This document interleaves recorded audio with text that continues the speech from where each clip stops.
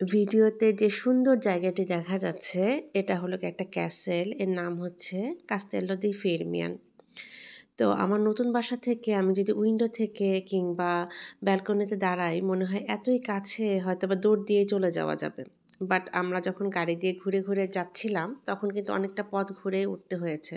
তো এই বাসায় আসার পর থেকে মনে হয়েছিল যে যাই যাই। এরপর প্ল্যান করতে করতে আন্টি সাডেন চলে আসলেন এবং তাকে নিয়েই প্ল্যান করলাম। আর এই ভিডিওটা এবং এইটা পুরোপুরি আমি ডেডিকেট করছি আমার একটা প্রিয় বান্ধবীকে, কারণ ও আমাকে মনে করিয়ে দিয়েছিল যে তুই তো ওটা আপলোড দিসনি, আমি দেখিনি। ও আমার সব ভিডিওগুলাই দেখে, আসলে ইন্সপিরেশনের প্রয়োজন হয়। তো ওর কারণেই এই ভিডিওটা আমি ওকে ডেডিকেট করে দিচ্ছি। আর সবথেকে বড় কথা হলো গিয়ে অনেক সুন্দর ছিল। বাট আমরা যখন ঢুকলাম মনে হচ্ছিল কি এটা মনে হয় বেশ ছোটোখাটো।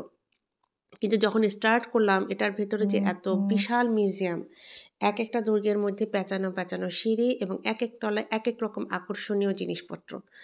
ম্যাক্সিমাম ভাস্কর্য এবং মূর্তিগুলো দেখলে মনে হবে এটা মধ্যে ইন্ডিয়ান অ্যান্ড বুদ্ধিস্ট হিস্ট্রি জড়িত আছে।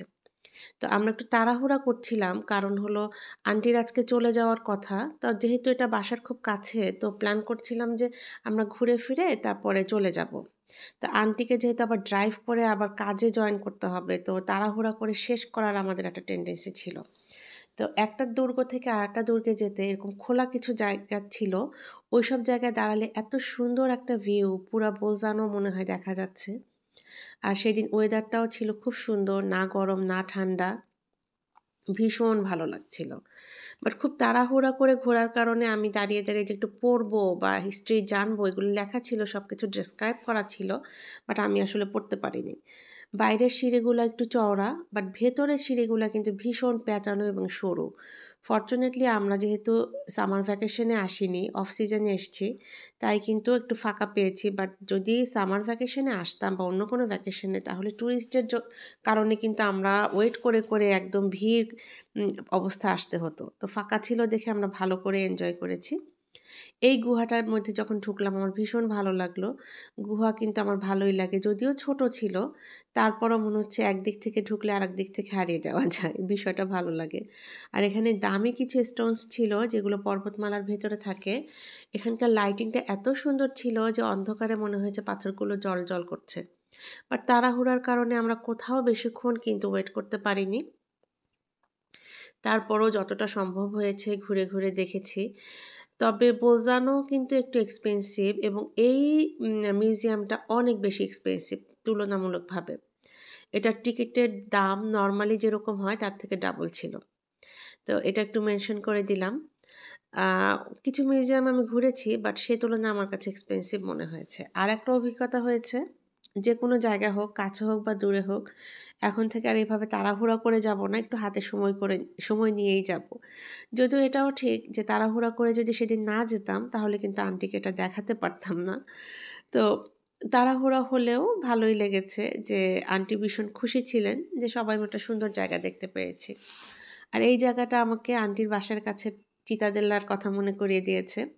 তো ক্যাসেলের বাইরের যে আবরণ ছিল, যেটাকে হচ্ছে গিয়ে নগর বেষ্টনী বলা হয়, নগর দেয়াল, সেটা মোটামুটি একই। আসলে প্রাচীন আমলে একটার সাথে আর একটা যেমন মিল পাওয়া যায়, যেমন পাথরগুলা কালারগুলা একই রকম ছিল। এই যে সিঁড়িটা দেখা যাচ্ছে সেই পেঁচানো সিঁড়ির কথা আমি বলেছি।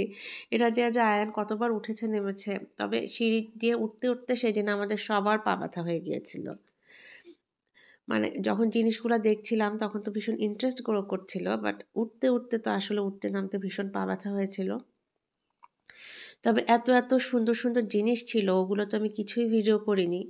যতটুকুন আছে ততটুকুনই আমি দিচ্ছি, কারণ সেই প্রাচীন আমলে ব্যবহার্য বস্তু, পোশাক সব কিছুরই একটা সুন্দর সুন্দর করে সাজানো ছিল, একটা আইডিয়া পাওয়া যায়।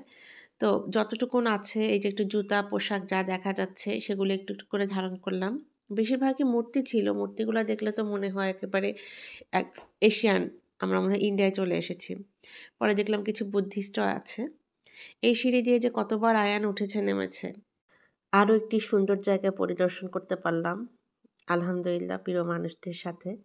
আর আয়ান আনিয়া ওখানে কিন্তু লিখতে ভুলই করেনি, কমেন্ট করতে ভুল করেনি। আয়ান তো অনেক কিছু লিখেছে এবং শেষে সে আবার কোন স্কুলে পড়ে, কোন ক্লাসে পড়ে ডিটেইলসে সব লিখছিল। তো এটা আমার খুব ভালো লাগে, আমি কিন্তু মেনশন করিনি। তো ওরা খেয়াল করেছে যেখানে লিখতে হবে, কমেন্টস করতে হবে। তো আমার বাচ্চা দুইটা এটা ভীষণ পছন্দ করে। সাথে কিছু ফটোস অ্যাড করে দিলাম। কারণ এত সুন্দর একটা মিউজিয়াম আমি পরিদর্শন করলাম, কিন্তু ইম্পর্ট্যান্ট কিছুই আমি ধারণ করলাম না। তো সে কারণেই চিন্তা করলাম কিছু ফটোস অ্যাড করে দেই।